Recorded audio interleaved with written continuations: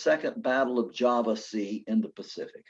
And even though he was wounded, Antrim managed to keep 150 crew members from his ship alive in the water for 3 days. It was a valiant effort, and it saved lives, but Commander Antrim and his sailors were captured by a Japanese warship and taken to a deadly Japanese prison camp in Indonesia. The Imperial Japan of World War II was not the Japan that we know today. American prisoners of war were routinely starved, often beaten, frequently tortured, sometimes executed for little or no reason. Captured officers who protested or even just asked questions sometimes were beheaded. Well, in Commander Dick Antrim's prison camp one day in 1942, a young American POW forgot to bow when he walked by a Japanese guard. His sentence, 50 lashes with a whip. The American POWs watched in helpless frustration while their fellow prisoner was savagely beaten. The victim was soon near unconsciousness, and the POWs were at the point of revolting, which would have resulted in their slaughter.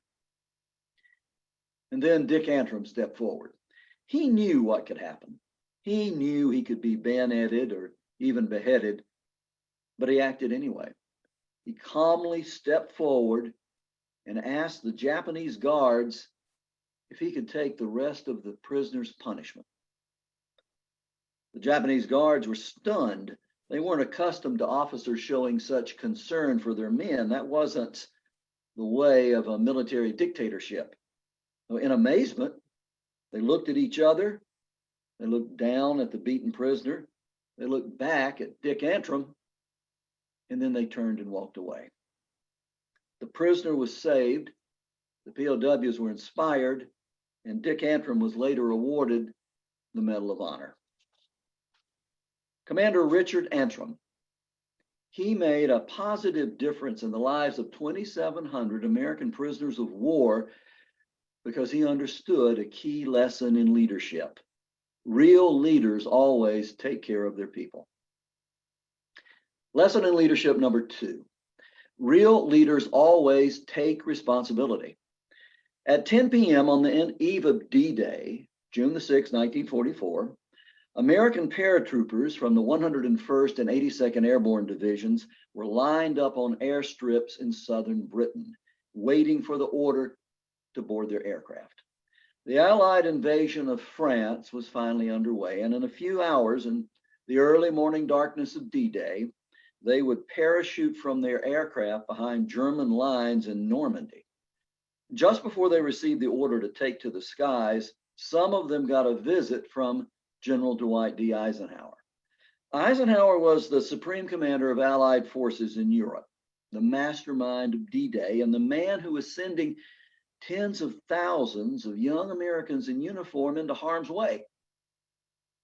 Generals didn't usually chat with privates, but Eisenhower did. He walked among the paratroopers, talking to the young soldiers, asking where they were from, joking about fishing and baseball, talking with them about the America they loved, the America they were willing to give their lives for.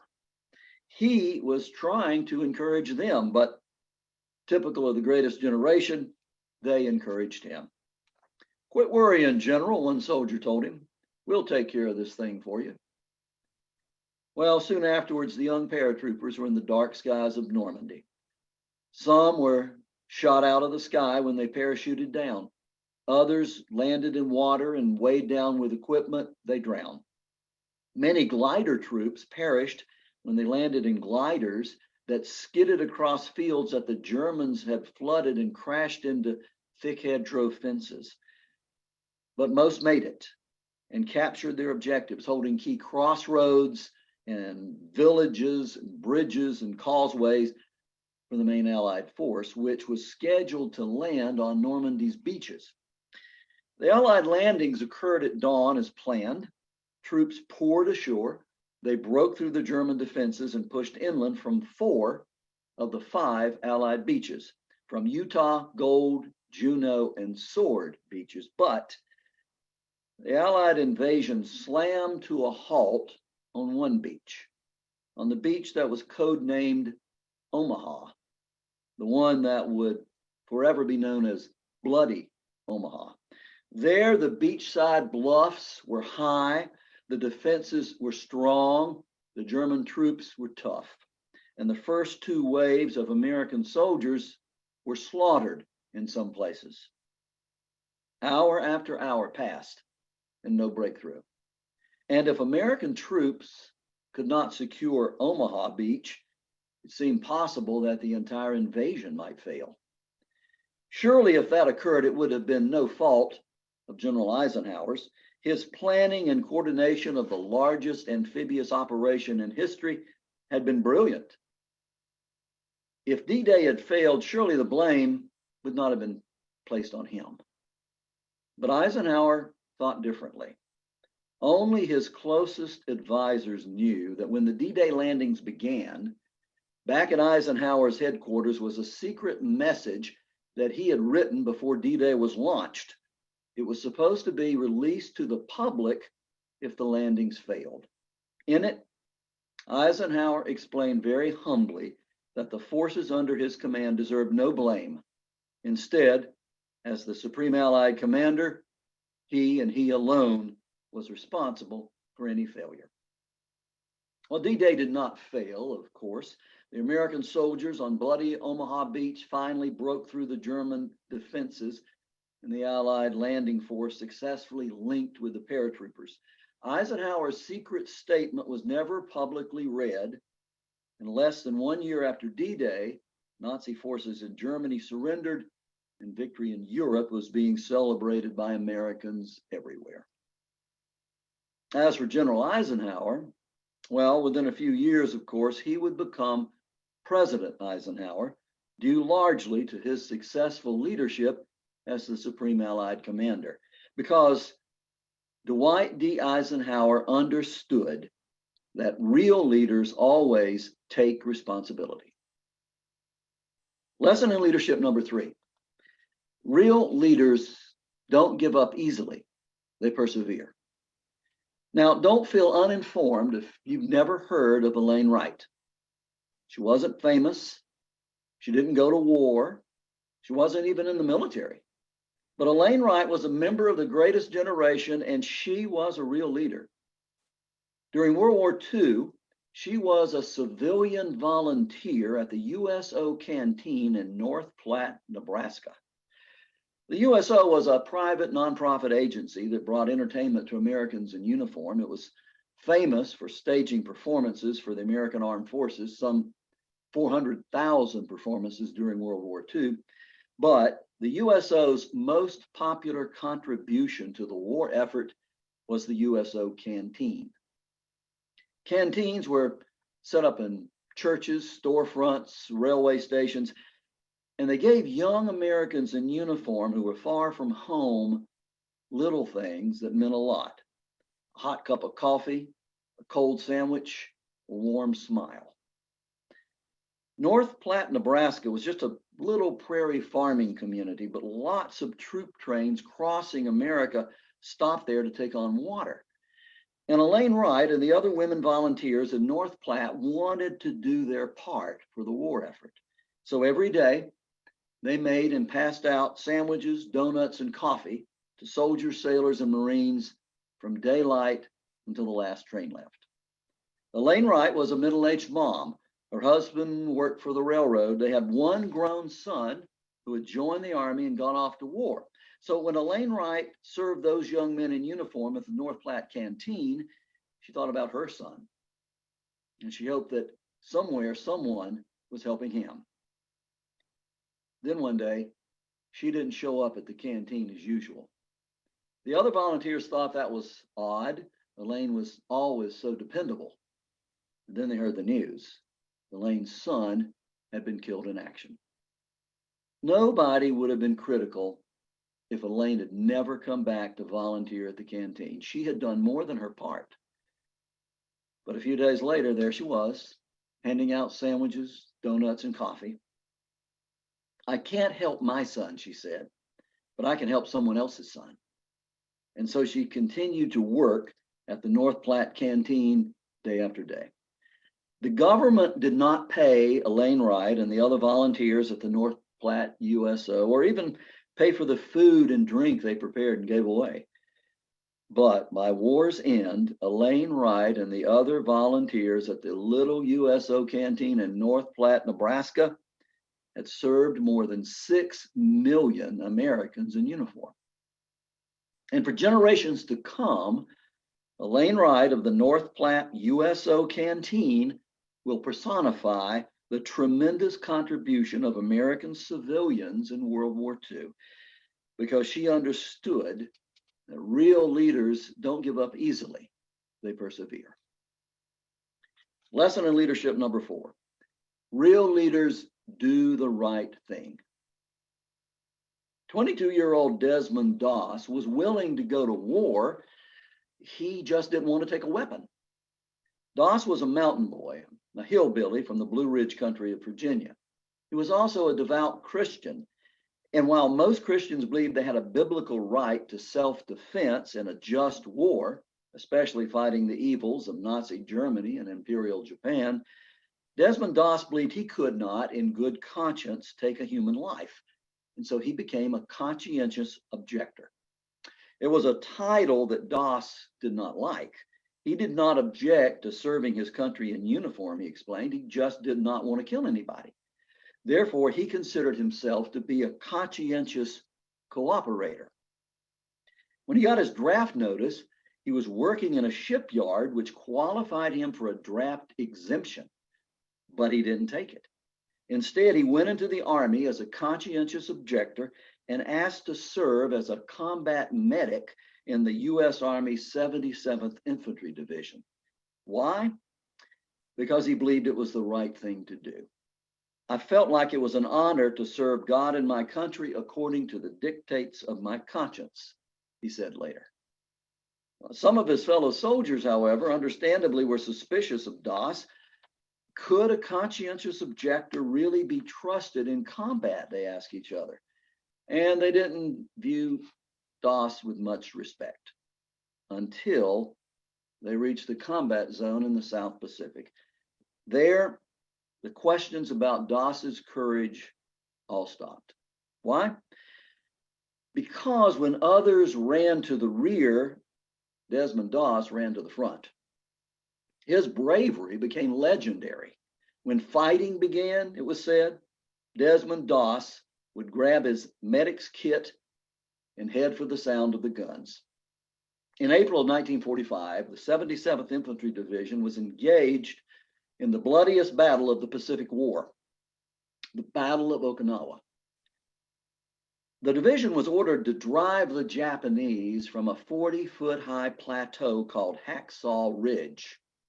Other American troops had tried to capture it and had failed, and in their first attempts, the troops of Doss's division also failed. Japanese artillery, mortars, machine gun fire turned the plateau into a slaughter pen. It was littered with American casualties, including countless wounded Americans who were left lying on the plateau under Japanese fire. Someone had to rescue them, but there was only one medic available, Desmond Doss. Off he went until he was looking up at the plateau, Hacksaw Ridge. Just to reach it, he had to scale its towering sides, and then he had to somehow get the wounded back down to safety. It seemed impossible, but up he went. Somehow he made it to the top, and there he found the plateau carpeted with American wounded. How could one man help so many? How could he even get them back down the cliff? Seemed impossible. But to Desmond Doss, it was a question of doing the right thing. So he hooked a makeshift harness to a scraggly tree on the side of the cliff and used that to lower the wounded to safety. But he could only lower one man at a time. And so that's what he did. He focused on saving one man, just one, and then he would focus on another and another and another. I just kept praying, he said later, Lord, help me get one more. And he did. In an amazing, miraculous feat, Desmond Doss treated and dragged one wounded soldier after another across that bloody plateau and lowered them down the cliff to safety on his rigged up harness, one soldier at a time, until he rescued every wounded soldier on Hacksaw Ridge.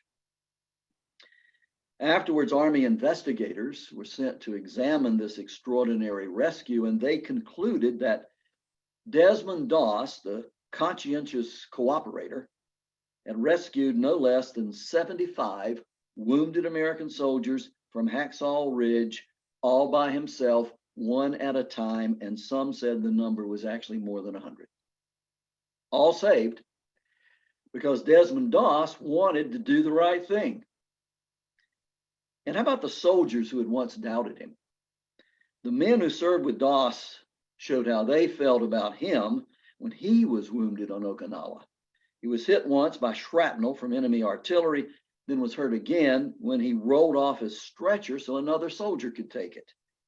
Every man in Doss's battalion wanted to know what had happened to their courageous medic. Finally, word came back from the field hospital. Despite his wounds, Doss was going to be okay, but he was very upset because he had lost his pocket Bible somewhere on the battlefield. When they heard that, an entire battalion of American soldiers dropped everything they were doing and picked over the battlefield until they found Doss's little Bible, which they sent to him. That's how they had come to feel about Desmond Doss, the only conscientious objector of World War II to receive the Medal of Honor, and the only conscientious cooperator to ever do so. Desmond Doss personified lesson in leadership number 4. Real leaders do the right thing. And finally, lesson in leadership number 5. Real leaders lead by example. The young lieutenant did not look like a Hollywood movie star. He was a soft-spoken 22-year-old from rural Pennsylvania, quiet, humble, devout, not a boaster, not a bossy type. But he had the makings of a true leader, and his superiors saw it right away. He was selected for officers' candidate school, and he did well there in his wise, quiet, and responsible way. Troops always seemed motivated to try harder whenever he was leading them. So he was promoted from lieutenant to captain.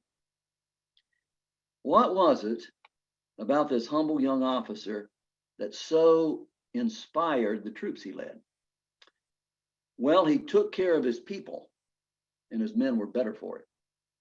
He was willing to take responsibility when things went wrong, and his men respected him for it. He persevered under hardship, and so his men did too. He did the right thing, and so his men trusted him, and he led by example. When other officers were off in town on a weekend pass, he was often found leading new recruits on a field march. Why? Because he believed it was his duty to do that if they had to do it. He understood that the most effective leadership, real leadership, comes from setting the right example.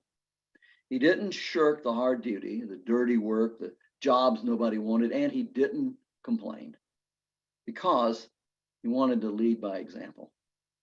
And he did. He set an example of genuine character, personal faith, and duty done well. It was the most powerful kind of leadership example that anyone could give or receive. He rose from captain to major, and he was the officers that soldiers wanted to follow. He led them into Normandy on D-Day, parachuting into enemy territory with the 101st Airborne Division.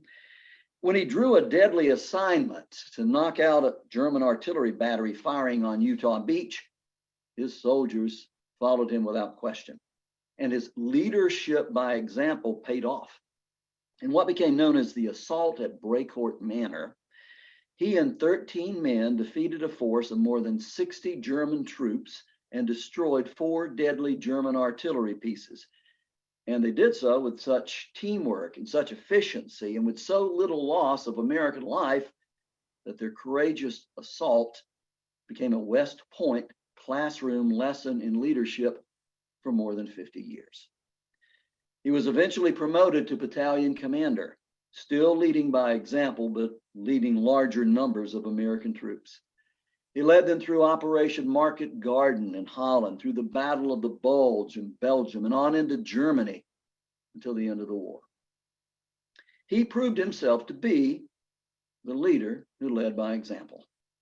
Outside of his battalion, however, no one knew about his extraordinary model of leadership, but the men who had followed him through harm's way knew about it, and they never forgot it.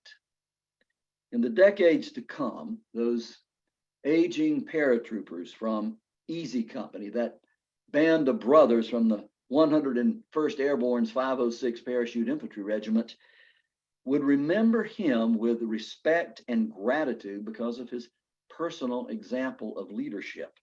And long after the war ended, when a famous historian interviewed them about their heroic and bloody odyssey through World War II, each one of them mentioned the man who led by example, Major Richard Winters, Dick Winters. The story became a best-selling book, Band of Brothers by Stephen Ambrose. And so the world learned of the legacy of leadership provided by Dick Winters, who came to represent the best of the greatest generation. A man of character, faith, and duty, a true leader who understood the ultimate lesson in leadership: real leaders lead by example. 5 lessons in leadership from the greatest generation. Real leaders always take responsibility. Real leaders always take care of their people. Real leaders don't give up easily, they persevere. Real leaders do the right thing, and real leaders lead by example. Lessons in leadership from the greatest generation. If we follow them, they'll still work today. Thank you. Thank you. That was absolutely wonderful. Thank you. Thank you. I do have, I don't see any questions here, but I do have a comment. My neighbor, Colonel Leonard Gardner, was at Utah Beach, and he passed last year. He was 98 years old, and he was a leader until he passed. He was a shag dancer. Everybody loved him. I mean, he did whatever he wanted to do, and he lived quite a life and taught me many lessons in the 2 years that I knew him. So thank you so much. This was very, very inspirational. The Chamber does have a leadership group, so I'm sure that we will have you back to talk to our leadership group next year. This is absolutely wonderful. Well, thank you. And that's for attending. That's the mission of our center, and I'm glad I could be here with all of you. Yes. It was wonderful. Thank It you. really was. Yes. And perfect for Veterans Day tomorrow. Right. Thank you. Thank you, everybody, for joining us. All right. Visit the Chamber's website at visitgeorge.com for more upcoming events. Have a great day. Thank you. Bye-bye. Bye.